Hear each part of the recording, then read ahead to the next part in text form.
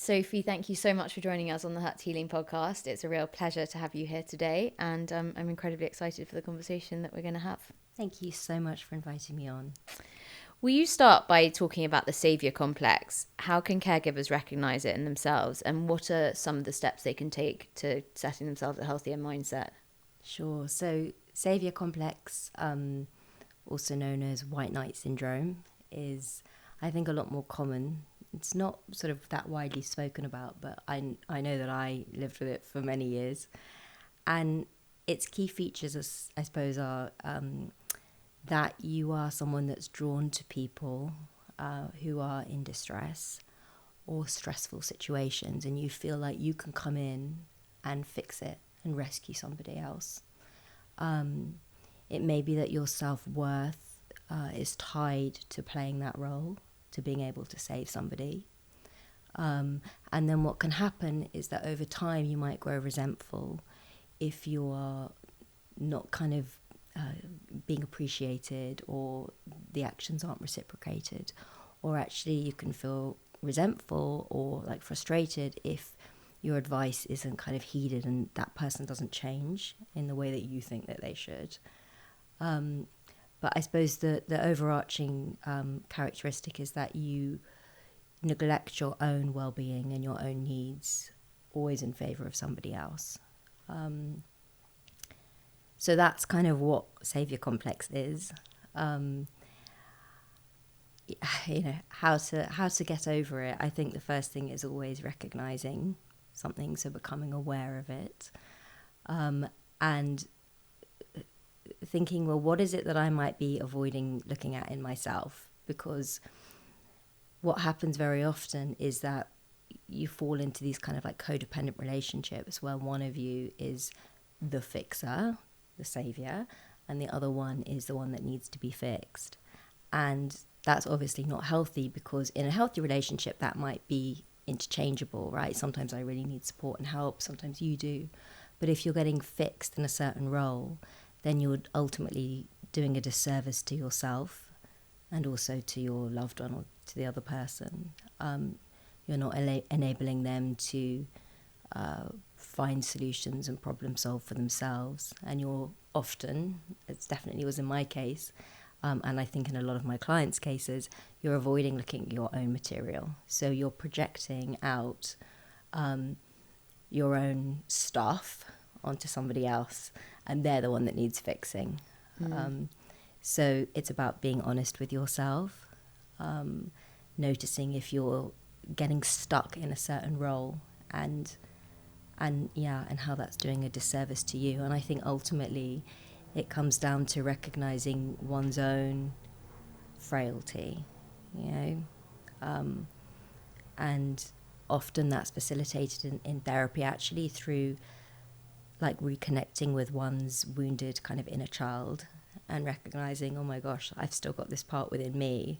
I should tend to this part of myself first before I start not worrying about other people, because that sounds a bit, of course you can worry about them, but before I just start making my life's work all about helping them. And actually, it's something that I have had to be very aware of as a psychotherapist. I remember a real turning point for me was when I first applied for my training, and I was being interviewed by an amazing psychotherapist who went on to become a sort of mentor for me. And she said, "Why do you want to be a therapist?" And I said, "Because I really feel like I can help people. I've been through a lot in my life. I really feel I can help people." And she said, "Well, that's not a good reason. You'll have to rethink that." And at the time I was a bit kind of like perplexed, but I totally get it now. You have to find your own reasons for things. You can't tie your own motivations to like an extrinsic to other people. So yeah, it's been a really useful framework for me, both in my capacity as a loved one, but also as a psychotherapist. And in the book I try and take some of the learnings as a psychotherapist and apply them to people who find themselves in a supporting role. And I think what we're often taught as someone who has received therapy is that often where there's someone ill in a family, you do fall into that dysfunctional family triangle, whether they're there is a persecutor, a rescuer, and a victim. And so it's quite interesting how often the interaction between the persecutor and the victim is focused on, because they're the most immediate threat to the victim, and the victim is usually, well, always the one who's in treatment. But actually, when you get further on, you realize that actually the enabler and the rescuer in the dynamic has played a huge role in actually keeping that person sick to a degree. And as you said, it's because what does it actually serve them? Yes. And it's actually them being able to reflect on where it's coming from within them. And it's interesting 100%. because I think a lot of people lack the awareness to be able to do that. I agree. Although, you know, I have had quite a lot of people, hence the book, come into therapy because they are in relationship with somebody who is really struggling, and the impact on them is really quite great. And actually, through feeling maybe burnt out or stressed or just worried a lot of the time, you know, I am able to challenge them and get them to think about their own material and, you know, why they may find themselves in this position. And that's not to be callous, because like when somebody that you love, you will do anything for someone that you love, you know. But I think particularly if you find yourself repeatedly in a situation where you are maybe seeking out people who need you, well, you know, what's that deficit, what's that hole within you that we need to look at? And similarly, when you lose yourself, when we lose oneself to caring for somebody else, I think it's the role of the therapist to challenge that person. So you're right, a lot of people don't naturally think I'm a rescuer, but actually my experience is that quite a few of them do end up coming to therapy. And I think one also needs to distinguish between being a rescuer and being narcissistic. Yes. Because it seems that this is coming from a place of self-lack, whereas a diagnosed narcissist is actually coming from a place of, I'm actually doing this for my own sense of like pride and self-worth, whereas this is coming from, sort of almost like a scarcity mindset. I think I mean, there's absolutely a huge difference. You know, someone who is narcissistic, though, may, you know, there's also a fine line, right? Because it's like a parent who, let's say, sees their child really struggling, may start to make it all about themselves. And they may start to feel like full of regret that they haven't done a better job. So at what point is that kind of like a natural response? And at what point does that then become narcissistic? Again, you're making it all about yourself. So, I mean, certainly I have to say in my case, it was about scarcity, not about narcissism. But, you know, this is the slight difficulty with all diagnoses. It's like, where does something go from being a characteristic to being, you know, a condition that needs to be diagnosed and treated as such. But yes, you're right, there is a distinction, I think. I just think it's important to highlight, because I think quite a lot of people who listen will probably pounce on the, oh my God, well, it's a narcissistic trait. But I don't think it's deeper than that. Totally, because you may be wanting recognition, but actually very often it's a role that can be quite... can go quite unrecognized. You know, I think part of the codependent kind of relationship is that you may end up keeping your loved one's issues like secret. So it's not like you're doing it for loads of praise, and certainly you often won't be getting much praise from your loved one, you know. So yeah, I think that there's definitely a distinction there, and that's part of the issue, right? Is that things are kept secret. You feel like I can't confide in anyone else about, you know, what it is I'm experiencing, or the guilt that I'm feeling, or the burnout that I'm experiencing, because I don't want to betray the trust, the loyalty that I have towards my loved one. But it is so important that everyone feels that they can get the support that they need. So how can someone provide meaningful support to a loved one who's facing mental health challenges without actually becoming consumed by the responsibility of doing so? Yeah. I mean, the first thing to acknowledge is that it is a very difficult predicament to find oneself in. I've spoken to countless people and interviewed them for the book. And as I said, also worked with many people who find themselves in this position, and have been on both sides of the coin myself. And in the book, I outline kind of the 5 key factors that I believe make the difference so that you're able to best support a loved one in a meaningful way without losing yourself. And it's also based on research around caregiver burnout. So the first one is that you do all you can, you do your utmost to see that your loved one has a personalized and a robust treatment plan in place. And obviously there are limits to what you can do, and maybe we'll come on to that. But, to do your utmost to, get them the support, the robust treatment plan that they need. And then the second one is that you as a supporter allow yourself to process your feelings, like the good, the bad, and the ugly, and find ways to manage your own stress levels effectively.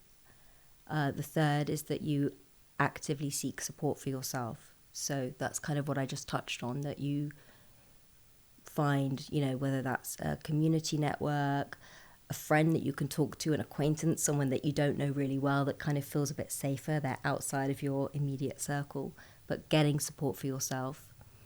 The fourth is that you are able to do the work and understand why boundaries might be difficult for you. And then the fifth one is that you find a purpose, like a purpose that is uniquely your own. And not just about getting the person better. Exactly. Yeah.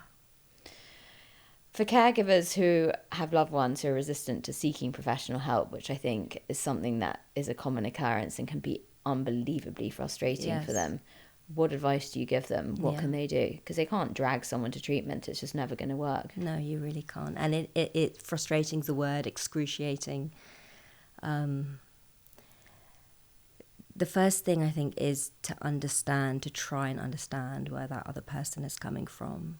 I always say that, curiosity builds bridges. So it's not about being right, certainly not getting into a debate or an argument, but to try to understand where they're coming from. There may be very good reasons as to why they don't want to get help, right? I mean, there's so many different reasons, and I outline quite a few of them in the book, but the reality is that there is still a lot of a stigma around mental health, misunderstanding. People have an immense fear that they're going to be outcast or locked up, or, something really awful is going to happen. Not to mention, different cultures view mental health in different ways. I think there's still an issue, in terms of gender, that men are told, just man up, don't cry. So to try and understand what might be holding somebody back. So to ask open-ended questions to do that. So that's, open-ended question really encourages exploration. So help me to understand why it is you're feeling that way. That's really interesting. Allow them to, work it out for themselves, because sometimes it's sort of we take a position and we haven't really explored it ourselves. And then, and this is really, really hard, but just try and demonstrate patience. Everybody has a different time frame. People come to things in their own time. Educate yourself as much as you possibly can about, mental health, of different, types of diagnoses. And actually don't mention the word diagnosis. I would say, it can be very divisive, and it's not actually about oftentimes getting a diagnosis anyway. It's about helping the person to think about their quality of life. So again, it may not even be about mental health. It's like, let's think about quality of life. And something else that I talk about in the book is kind of like almost being a model. So, it may be that you yourself don't have a mental health issue, although we all have mental health, but you may have like a chronic back problem or something else that you live with. And so how can you model out, I find it really difficult living with my, my chronic back pain. It's really, but some things that I've found really helpful for me are X, Y, and Z. It does limit things sometimes, but then I find other, ways around it. So I think the more that we can all be open about the things that we struggle with, the more that we permit others to do that. And above all, when we listen to someone, like when we really listen to someone, it can have such positive effects on people's physiology. Like there's been really interesting studies that inflammation markers go down, like heart rate variability increases, the prefrontal cortex, which is to do with problem solving and decision making, that lights up. So how to just be present and to really listen, actively listen to somebody else without trying to convince them of anything. It's obviously much easier said than done, but it's really, really powerful. So I would say, yeah, be curious rather than trying to tell anyone anything. Yeah, and I think, as you say, it's about not imposing things from above, because that person who's struggling is obviously going through something. Yes. And instead of taking out your frustration and anger and wanting to fix it immediately and to parachute in, you just sit there and you let them feel heard and you let them feel safe. Yes. Because for me, like definitely growing up with an eating disorder, feeling recognized and just acknowledged and accepted for who I was a massive component of my recovery. And I think what you say about modeling behavior is really interesting, because certainly with my eating disorder, it was very helpful just watching people eat and actually just absorbing the fact that what I was doing was so not normal and that wasn't what most people did. And I think obviously it's complicated and it doesn't always help, but just having my mum in the background just trying to model what balanced normal eating behavior was, because there was no way that I was going to sit there and eat alone. So actually, even if I wasn't going to eat what was kind of, put on my meal plan, just watching her and having her go through it with me was an immense help. That's really, really powerful. And, I talk in the book about how everything is interconnected, that we live in a world, that's very divisive. It's me versus you. But actually, quantum physics tells us that everything is interconnected. So how I am will absolutely impact how you are. There's like symbiosis. So, and I think that when we also are able to like really take that on board, we realize the importance of our own actions and the importance of looking after our own well-being, not just for ourselves, but also for the other person. And being, as you said, kind of like a positive role model is inspirational and aspirational. Yeah, because it's very easy, particularly I think as a parent or a partner of someone who's going through a mental health issue, of getting dragged down with them. Yeah. And I know that when I've been at my worst, my parent, there's that saying that a parent is only as happy as their most unhappy child. And it's true, but if you see your parent there as a frazzled wreck, it actually doesn't instill a great amount of safety and security in you, because you're suddenly looking to them as being the exemplars of what, like you said, modelling good behaviour and to a degree, when they're your anchors, to suddenly see them sort of almost going down a slippery slope into mental health issues themselves, it can be very discombobulating. And I also think there's that thing of feeling an immense amount of guilt as a parent when you do set those healthy boundaries, because again, from my own experience, I felt really insulted when my mum took herself off and her thing was, going to play cards or going to play a musical instrument. And I remember thinking, God, it's so selfish. How dare she? Here I am, really. And I would kick up a huge fuss. And now, being older, I can look back and think that was really important for her in order to retain her sanity. And now that we've had, slightly, more open conversations about what she was going through whilst I was also in the doldrums of a mental health crisis, it's really important. So how do you think carers can best communicate to the sufferer that they need to maintain those boundaries without it being a reflection on them sort of not caring, really? It's a very difficult question. I think the first thing, again, I always encourage someone to go away and do your own self-work. So to understand, why might I find it hard to implement boundaries in the first place? In the book, there's this process I take people through where I sort of help you to work out your boundaries blueprint. And it is more difficult, I think, even more so as a parent. I do want to say that, and I get it because, I've got a little girl myself. So it's the hardest dynamic. But mind you, I've also, had, let's say, codependency with my sister as well. So I do get it, this kind of intense love.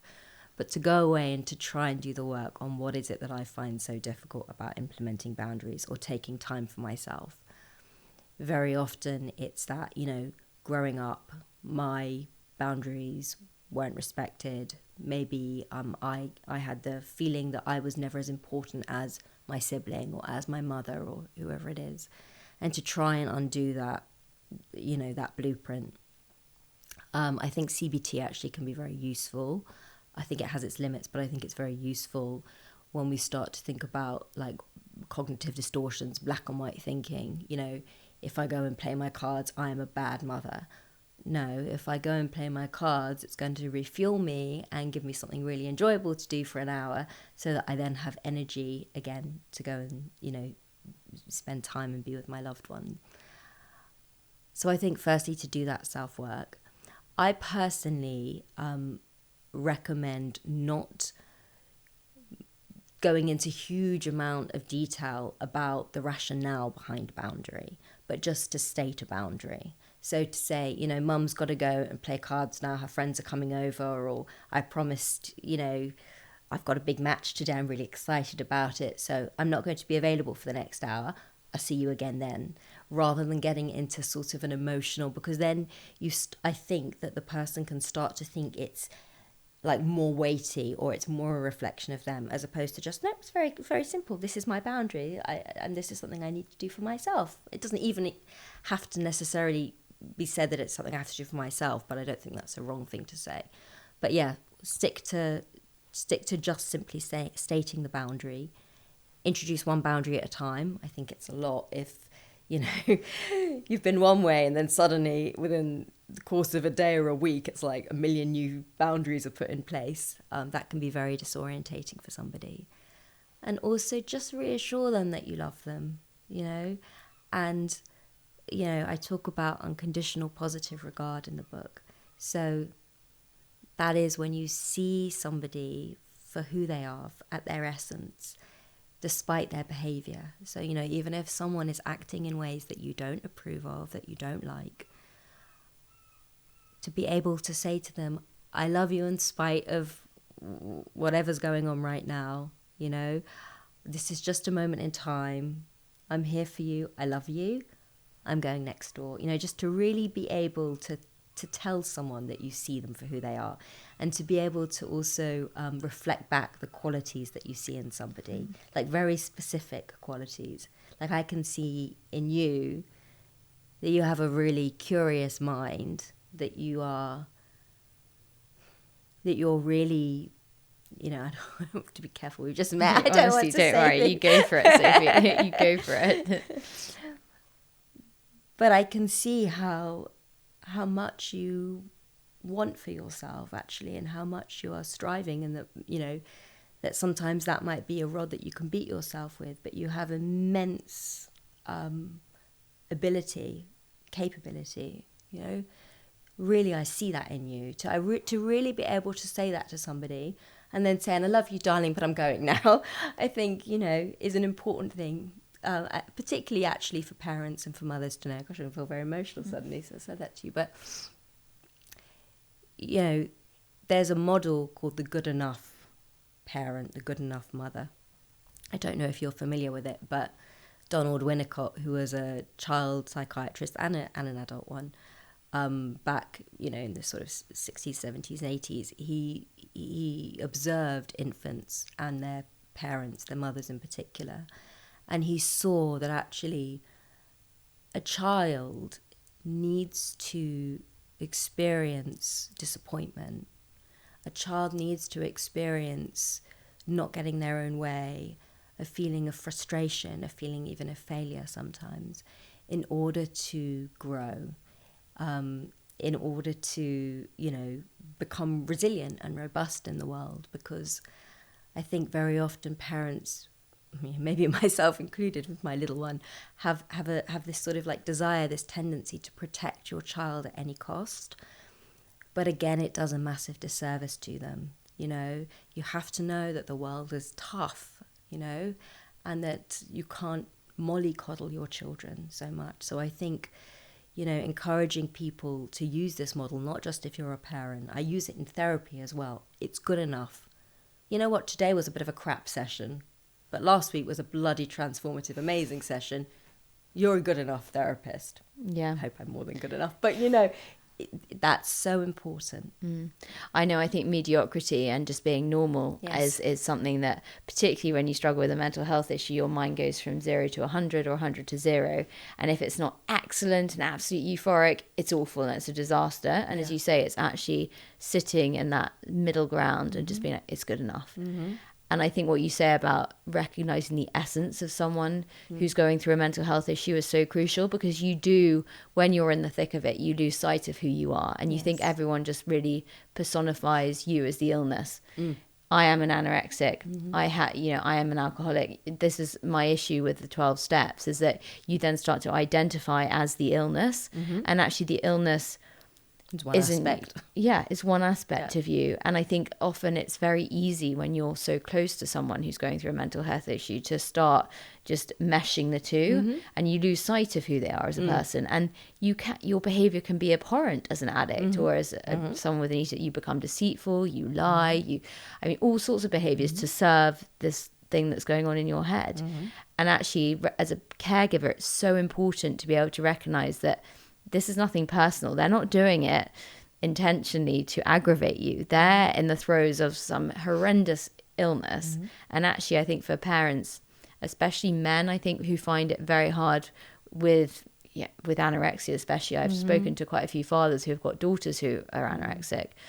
And they're like, why is she just starving herself? Why can she not just eat this plate of food when I put it in front of her? It's just ridiculous.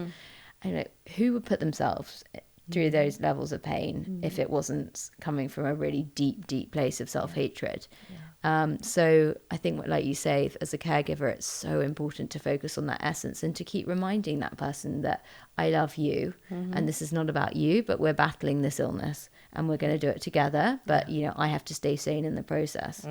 Absolutely. And another thing that Carl Rogers, he's the one that came up with the idea of unconditional positive regard. He also spoke about congruence, and I think that's really important. Congruence is, I suppose, when you feel like your feelings and your actions match up. And I think people can smell out incongruence, like inauthenticity, a mile off, And it's obviously difficult because you might be feeling like really angry towards your loved ones. It's not about like expressing that. But I do think, within any situation, if you're self-aware enough and if you bring in the adult mind, which is what was missing in that transactional analysis, that drama triangle, the adult mind, it's like, well, how can I be as authentic and congruent in this moment as possible without condoning behavior, without punishing somebody? And I think that that's a really grounded and good place to come from. It's easier said than done, but I think just to have that as a kind of benchmark is really important, because the more authentic I am, the more authentic our relationship is, the more authentic you're going to be. And the more likely it is you're going to elicit an honest response from that person. Absolutely. And they're going to be able to come to you if it's someone that, actually I used today and I feel really horrible about it, knowing that they're not terrified, so hopefully not terrified in the reaction that they're going to get from that caregiver, because that's also a crucial part of recovery, is, like you said, being able to be open and transparent and actually learning how to be honest and know that you're not going to be punished, but actually because you're already punishing yourself inside. Like, it's, if you're aware that you've used and you didn't really want to, but you were in the grips of it, you've got to work through that. And I think it's very easy as a caregiver to shut someone down. Yes. And I think it's, how do you advise people to allow that person who's struggling to really be open and honest and authentic? Well, I think you're spot on. If you start to, we see this a lot, when someone is struggling, the other person can almost start to manage them a bit. Like, oh, don't think about that, or don't do that, darling. It's going to make you feel a lot worse. And it can feel really oppressive to somebody. And so then, they may even act out as a response to that. So be aware of this managerial part of yourself and like check in with it, and then start to notice, I call it then, the firefighter part of the other person might come out, which is when they may, cut you off or start lying or being really angry. So just stop, and notice I'm managing something now because I find it too difficult to sit with discomfort. You know, I think that the more that we can become comfortable and sit with discomfort and with our own shadow material, the easier it is to sit with somebody else and their shadow material. So if I'm constantly trying to manage and suppress my own stuff, then that's what I'm going to be doing with somebody else. Whereas if I can sit with the full gamut of my feelings, because you know what, I have the addict part within me too, you know, it's much less frightening when somebody else comes and has that part of them, because I'm already sort of aware and integrated that part of myself. It's like we're all so complicated. Stop trying to make it, you know, me versus them. We all have mental health. Okay, we may not all have mental illness, but my belief is that we're all kind of on the precipice, you know, and I think any number of factors can kind of hurtle us over the edge. So to try and keep humility with that and to keep looking at myself, let it begin with me. I couldn't agree more. And I think that concept of mirroring is something that's very real, especially within family dynamics and particularly between siblings, where one's very unwell and the other one maybe isn't unwell but can't stand to be around the sibling that's unwell because actually they see a lot of it in themselves and they're so terrified that actually what's it going to ignite in me if I start to look into myself, my soul. Completely. In the book, I give an example of a client that came to me. She had a sister who had an eating disorder. She had bulimia, the sister, for many years, and it was quite bad. She had a lot of health issues as a result, and she also was in a abusive relationship, a sexually abusive relationship. And she started to talk to her sister about it, which was obviously great. They were actually really quite close. They had a really strong bond. But the sister became like really overwhelmed. It was almost like she took on her sister's trauma as though it was her own. And that is actually a phenomenon called secondary trauma. Or sometimes it's called compassion fatigue, when it's like you take on the other person's experience as though it's my own. And she started having like intrusive thoughts, or waking her up at night, seeing kind of like flashes of her sister being abused, and she was really, really struggling. And as a result, she went into manager mode with her sister. It was like she was just like shutting her off any time the sister was trying to tell her anything, because she couldn't deal with it in herself. And you know what? It was coming from a place of real empathy. Like, she really loved her sister. But actually, it was her sister in the end that said to her, you need to go and get therapy because you're really not helping me. Like, you're not supporting me. This feels really oppressive. And I think you might have some issues yourself. And so she came into therapy, and actually, you know, firstly, it was helping her to kind of work through some of the intrusive thoughts. And I think with intrusive thoughts, distraction is actually the best method. But also we started to dig a bit more into her own past, and there were quite a lot of parallels really between what she had experienced and what her sister had experienced. But actually her sister was more cognizant of them. It's like they were, in a sense, more on the surface, whereas my client had really buried the traumatic experiences she'd had. And so was being triggered all the time by her sister. So she was the one that also really needed to do the work. So I thought that was really interesting. No, it's absolutely fascinating. So will you introduce us to the 8 pillars of holistic health, which you outline so well in your book? Sure. So the idea is that, the medical model is really limited, right? It's like you just fit you into this box. But how can you possibly treat someone the same? 3 people might have depression, and one person might have the depression because they have experienced grief and complex trauma. Someone else may have an underactive thyroid. Somebody else might have, like long COVID or something. It's like, and there's just a one-size-fits-all model. which I think is crazy. So the 8 pillars of holistic health set out that our health, and this applies to everybody, is made up, and let me try and remember them now. So it's the physical pillar, which encapsulates like nutrition, sleep, but also the body and like somatic healing, which maybe we can talk about in a moment. There's the emotional, so that's being able to process emotions. Therapy, obviously, in my view, is essential for that. The intellectual pillar, which is all about curiosity and allowing your mind to grow and learn new things. Occupational, which is about, my reason to get up in the morning, what am I doing with my time? Whether that is, your career, or it could be volunteering. But the idea is that everybody needs a purpose, Purpose is our primary motivator. Then there's financial. Obviously, if your finances are in ruins, that's going to massively impact your mental health.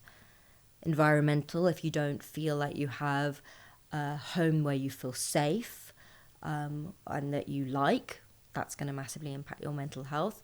And the last one is spiritual, which I think obviously is very personal for everybody.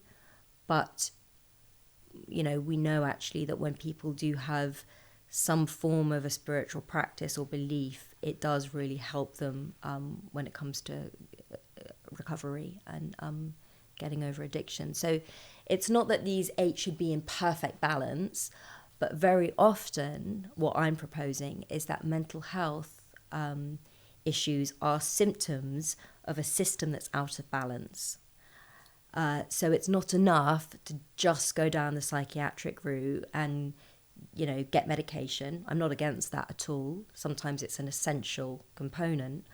But hang on, what other pillars are seriously out of balance and could really benefit from some TLC and some thought and some attention?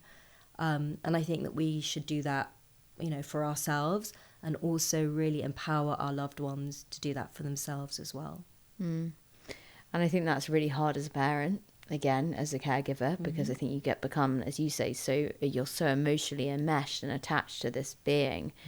And actually, would your advice be to parents that they should try and share the load between 2 parents? I think often I see it's one parent that definitely it's definitely landed with the load or the responsibility of the primary caregiver, and the other one tends to sort of stay in the distance and just wants to placate that primary caregiver, or with a friend. What's your advice? Sorry, the other one that I just forgot was social pillar. That was the 8th. So in a sense, you've kind of spoken to it. Obviously, your mum or dad, you might not consider them to be social, but the point is that you don't just have one touch point of support. We're not islands. And part of what I talk about in the book is creating a personalized but also a robust treatment plan. And that involves hopefully bringing in, I say at least 5 different touch points of support. So yes, it may be your other parent, but maybe it's for good reason that they're not involved.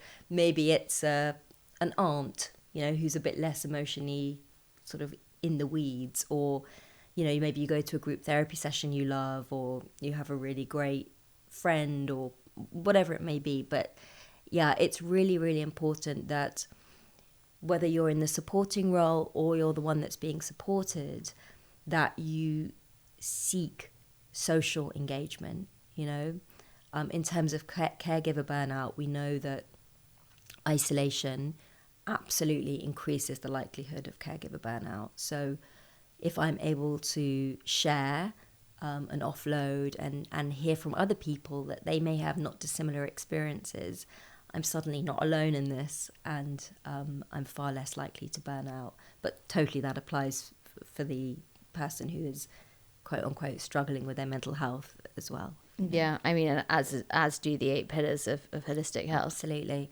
And another thing is they apply regardless of where you are. So like I said, everybody has mental health. It's a spectrum. And, life changes, things that happen to us can sort of push us up or down on this spectrum. but actually the 8 pillars of health apply to everybody. So I've spoken to a lady whose brother is in full-time care. He's schizophrenic, and actually it still applies to him. You know, he's a person. You know, he should still be treated as such, and he has humanity, and you know, his dignity should be intact. And actually he still needs, in a sense, like an intellectual pillar, and for him that was art, and he's an amazing gifted artist, which is often the case actually with people who have schizophrenia. But he was really encouraged to paint by his sister, and to use the like the gym facilities and in the hospital where he was staying, and his bloods were checked, and he was given various, I think it was vitamin D, because he was vitamin D deficient. The point is that we should be treating the person as a whole. He's not just a schizophrenic person, he's a person with schizophrenia who's also an amazing artist, who's also a brother, who's also, you know, loves to watch, was it Countdown? You know, it's like we're also multifaceted, and that's why I think that this the 8 pillars of health are so fundamental. They are. I wish that the whole medical system would take this on board. I know. Well, we're doing our bit, both of us, so we'll campaign that in that direction. I think guilt and shame and self-judgment, self-criticism are certainly huge characteristics that a lot of caregivers carry, because they think, well, and particularly in the case of parents, what do you think are the best tools for them to be able to manage those really kind of intense emotions? Yeah. Well, I talk in the book about appropriate guilt and inappropriate guilt. And appropriate guilt is where there's been a wrongdoing and there can be an action, often a fairly like simple action that can rectify it, that can lead to a, you know, reconciliation, or I can't think of the word now, forgive me, but like a reparation, you know, of sorts. But inappropriate guilt is much more complicated. It's not clear cut, and it doesn't have a clear action point. So it's not just inappropriate, but it's really unhelpful. Guilt is basically, I think, anger turned in on oneself, you know. So if you can instead find outlets for, let's say it is anger, because it's okay if you feel angry at your kid, it's okay if you feel angry at your loved one, you know, I'm so frustrated, I'm so angry, why are you going through this? Like, you're human, you're allowed those feelings too, but find ways to channel them in helpful ways, you know. In the book I talk about this feel model where the F is to really focus on the body, because that's kind of what are emotions, but feelings really are sensations in the body that we then just give a word to. So the first is to focus on the body, and then the E is to explore, like, what's going on, what's coming up for me. The next E is to embrace, you know, give it a hug. It's okay, it's welcome, this feeling, this sensation. And then the L is that we're able to let it go, you know, but we can't just jump straight to the L. I think we've got to be able to go through that process. And like, you see it, I mean, I don't think they're going through this process, but you see it when you look at like the animal kingdom. Like, ducks often get into spats and fights and stuff, and when and afterwards they do this like duck dance. I can't remember, it's got a name, but they have to release their energy. And so do we. We have to do that to bring our cortisol levels down, to be able to regulate again. So allow yourself to feel what it is you feel. Just try not to always express it to the other person. Do that work behind closed doors as much as you can, because that's actually your work. And maybe tied into this, but forgive me if I'm rambling, okay, is I talk about my work, your work, and God's work. And I don't think that you have to be religious to believe in God's work. It could be universe, energy, you know, like those force majeure moments of COVID, or, you know, things that are kind of like outside of anyone's control. and just focus on my work, what's in my wheelhouse as much as possible, and to also give you the respect and the dignity to focus on your work. Even if at that moment you may appear to be incapacitated, I trust that somewhere within you there is that strength, there is that capacity to do your work. It keeps things much, much simpler, much cleaner,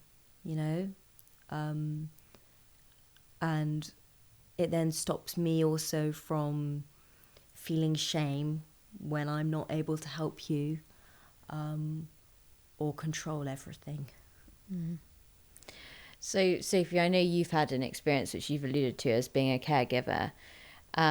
Would you mind telling us a bit about this experience and how you think it's actually expanded your ability to empathize and to be more resilient as a person, and I guess potentially inspired you to become a psychotherapist? Sure thing. So I was 14 when my mother passed away. My mum had been ill for a long time. She was very effervescent and gorgeous and everybody loved her.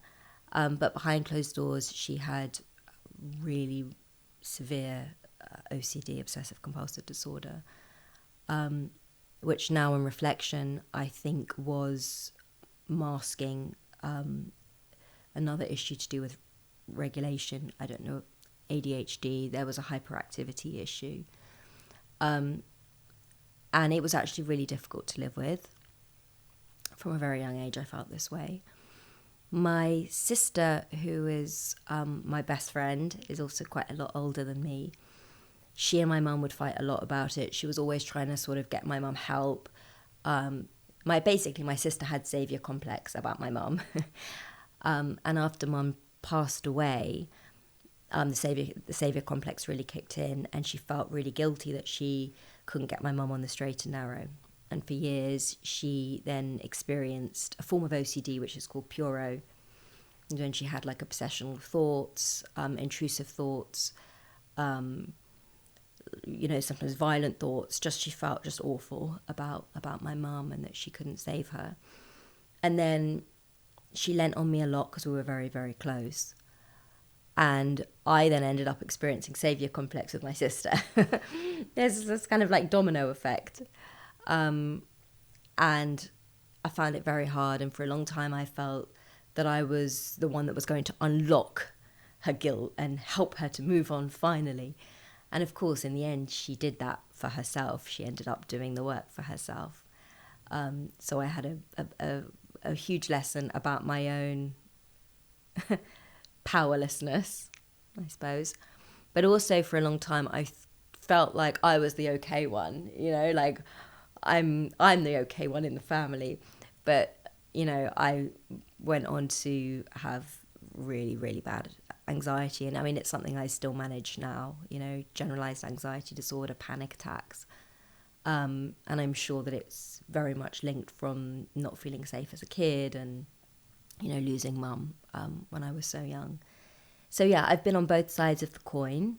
Because now my husband has to support me, and he, I've had to teach him when I'm really anxious, don't do this, do this, So the book hopefully is also, a helpful resource, for him and many people.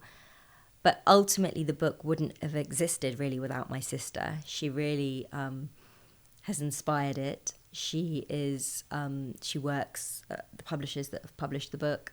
So in a way, I feel like everything has come full circle. And that's very much my belief as a transpersonal psychotherapist, which is that we can, through doing the work and through really willing it to be, we can transcend even the most difficult of experiences and create something beautiful from it. Like the process of alchemy, turning lead to gold. I haven't been able to do it with literal lead yet, but I think you can metaphorically do that. And I really, really hope, and I want to be a living testament to that. That doesn't mean that it's like golden all these days now, of course not. But I willfully try and like reshape my narrative and be the person that I really want to be. And yeah, I owe a lot of that to my sister. As I said, they were, she's not only a central kind of like case study, I suppose, in the book, but she's now championing the book. So, yeah. Well, and I also think for any parents who are listening or caregivers who are listening, as a first port of call, you just need to buy a copy of You're Not Alone in This, which is coming out in January, by Sophie Scott. What an unbelievable interview. And thank you so much for sharing this with the world, because it is so, so desperately needed. Thank you so much for having me. I've really enjoyed this interview. Yeah. No, thank you, Sophie.